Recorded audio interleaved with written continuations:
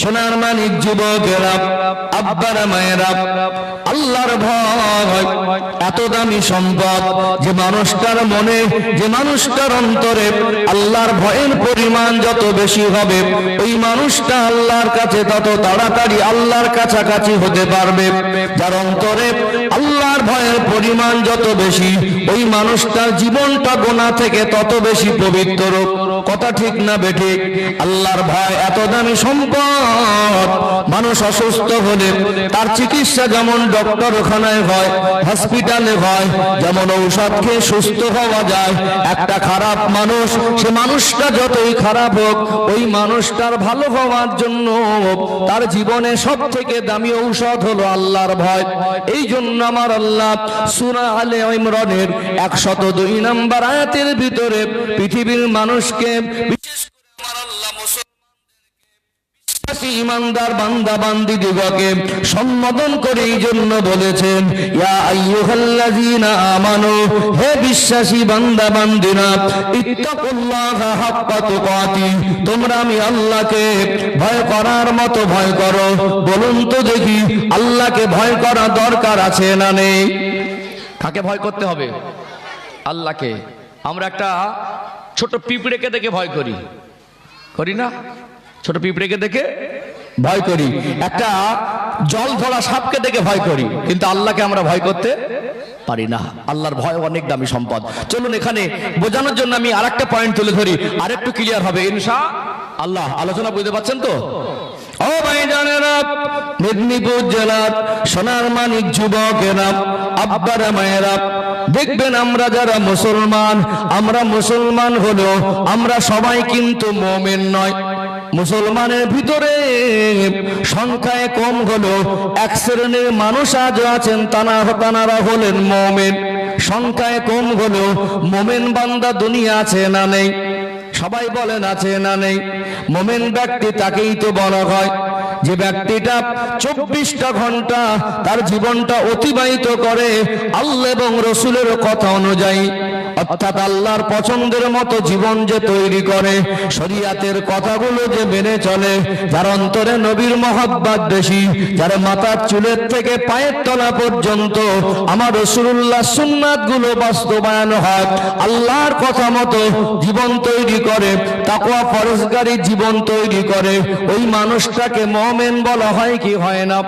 মুমিন আর মুসলমানের মধ্যে পার্থক্য আছে। দেখবেন আমাদের মধ্যে যারা মুমিন, আমাদের মধ্যে যারা খোদাভীরু, আমাদের মধ্যে যারা আল্লাহওয়ালা, বলুন তো তাদের জীবন আর আমাদের জীবনের মধ্যে গুনার পরিমাণ বেশি কম আছে না নেই? গুনার পরিমাণ বেশি কম আছে না? মুমিন বান্দাদের জীবনে আমাদের জীবনের থেকে গুনাহ বেশি না কম? গুনাহ কম, আর আমাদের জীবনে গুনাহ বেশি। হিসাব বলে তানারা আমাদের থেকে কাঁদেন বেশি না কম? মুমিন বান্দারা আমাদের থেকে কাঁদেন বেশি না কম? হিসাব বুঝতে পারছেন? গুনাহ কম, কাঁদছেন বেশি, আর আমাদের গুনাহ বেশি, কাঁদছি কম। আমাদের যখন গুনাহ বেশি, কাঁদার দরকার তো বেশি ছিল, কিন্তু আমরা কাঁদার জন্য নিজেকে তৈরি করতে পারি না।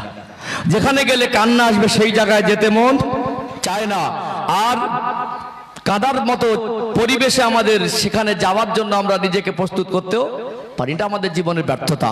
তার মানে মুমিন বান্দারা আল্লাহর ভয় নামক জিনিসটা হাসিল করেছিলেন, এই জন্য তারা তাহাজ্জুদে রক্তে উঠে আল্লাহর মহব্বতে নামাজে দাঁড়াতে তাদের অসুবিধা হয় না। তাদের জীবন একটু ত্রুটি বিচ্যুত হয়ে গেলে তারা সহজেই আল্লাহর কাছে চোখের পানি ফেলতে পারে। এই জন্য আল্লাহর ভয় এত দামি জিনিস, যার অন্তরে আল্লাহর ভয়ের পরিমাণ যত বেশি হবে, ওই মানুষটা আল্লাহর কাছাকাছি প্রিয় হওয়া তার জন্য ততটা সহজ হয়ে যাবে। আল্লাহকে প্রকৃতপক্ষে ভয় করার তৌফিক দান করেন, বলেন আল্লাহুম্মা আমিন। চলুন শেষের বাক্যটা একটু ব্যাখ্যা দেই, এখান থেকে আমাদের অনেক কিছু বুঝে আসবে ইনশাআল্লাহ। ও ভাইজানেরা, মেদিনীপুর জেলার সোনার মানিক যুবকেরা, আব্বারা মায়েরা, সূরা আলে ইমরানের 102 নম্বর আয়াত, কোরআনুল কারীমের 4 নম্বর পারার 2 নম্বর পৃষ্ঠার শুরুর দিকে একটা পেয়ে যাবেন। আল্লাহ পাক সূরা আলে ইমরানের 102 নম্বর আয়াতের শেষ অংশে বলছেন, ওয়ালা তামুতুন্না ইল্লা ওয়া আনতুম মুসলিমুন। বান্দা বান্দি মরতে যদি হয় পরিপূর্ণ মুসলমান না হয়ে মৃত্যুবরণ করো না। ভালো করে মগজ মগজে ঢুকিয়ে নেন। একটু আমার দিকে খেয়াল করুন, শব্দগুলো একটু খেয়াল করুন, বাস কিন্তু বুঝে নেওয়া জিনিস। আল্লাহ বলছেন ওয়ালা তামুতুন্না ইল্লা ওয়া আনতুম মুসলিমুন। বান্দা বান্দি মরতে যদি হয় পরিপূর্ণ মুসলমান না হয়ে মৃত্যুবরণ করো না।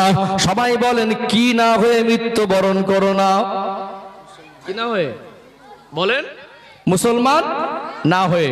আমরা সবাই কি মুসলমান? তো একটা আমার সঙ্গে কথা বলবেন, ভালো লাগবে। ঠান্ডার সময় তো ওই একঘেয়েমি ভাব হলে কেমন একটা একতরফা হয়ে যায়। আমরা সবাই মুসলমান। আমরা জন্ম হয়েছি মুসলমান হিসাবে, মুসলমানের ঘরে, ঠিক তো নাকি? বড় হয়েছি, লালন পালন হয়েছি মুসলমানের ঘরে, বেঁচে আছি মুসলমান হিসাবে, বেঁচে আছি না? এজন্য আমরা গর্ববোধ করি আমরা মুসলমান, আর মরতে চাই মুসলমান হিসাবে। দোয়া করি আল্লাহ মরণের সময় যেন ইমানের কলেমা নসিব হয়। এই দোয়াটা জীবন অনেকবার আমরা করেছি। ভালো করে খেয়াল করুন তো, জন্মটা মুসলমানের ঘরে মুসলমান হিসাবে, লালিত পালিত হয়েছে মুসলমানের ঘরে মুসলমান হিসাবে, বেঁচে আছি মুসলমান হিসাবে, মরতে চাই মুসলমান হিসাবে। আমরা এই ভারতের নাগরিক হিসাবে আমাদের কিছু সরকারি ডকুমেন্টস আছে না? নেই? আছে না?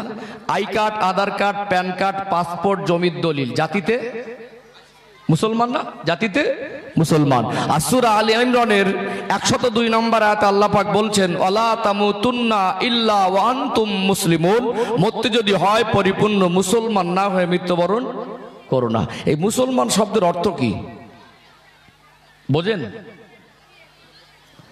আমরা এই ওয়াজ শুনে অভ্যস্ত হয়েছি, বুঝে অভ্যস্ত হইনি। এখানে আমি আমার নিজের ক্ষুদ্র অভিজ্ঞতা থেকে বলি, এমন একটা কঠিন পরিস্থিতি আমাদের সামনে এসেছে। মানুষকে ভালো জিনিস দেবেন, মানুষের নেবার মেজাজ নেই। মানুষ কোরআন হাদিস বোঝার মতো মানসিকতা হারিয়ে ফেলছে। মানুষ তার মন জয় করতে ভালোবাসে। হুজুর আমাকে দিন শরিয়াত বোঝাবে, সেটা আমি বুঝবো, এটা ভুলে গিয়ে আমাদের মতো যদি হয় শুনবো, আমাদের মতো যদি হয় তাহলে বসবো, আমার মনের মতো যদি হয় তাহলে শুনবো। কোরআন হাদিস আবার মনের মতো হওয়ার না হওয়ার কোনো প্রসঙ্গ আসে? কথা মনে বুঝতে পারছেন না? আজকে মেদিনীপুর জেলার কিছু কিছু এলাকার পরিবেশ এত জঘন্য হয়ে গেছে, রাগ করবেন না, সামনে বলছি আমি।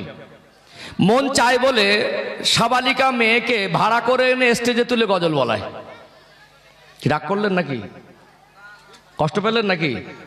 আপনারা বলতে পারবেন ওই যে একটা সাবালিকা মেয়েকে ভাড়া করে স্টেজে গজল বলাচ্ছেন, জায়েজ না না জায়েজ এটা জানা দরকার ছিল কি ছিল না? ছিল কি ছিল না?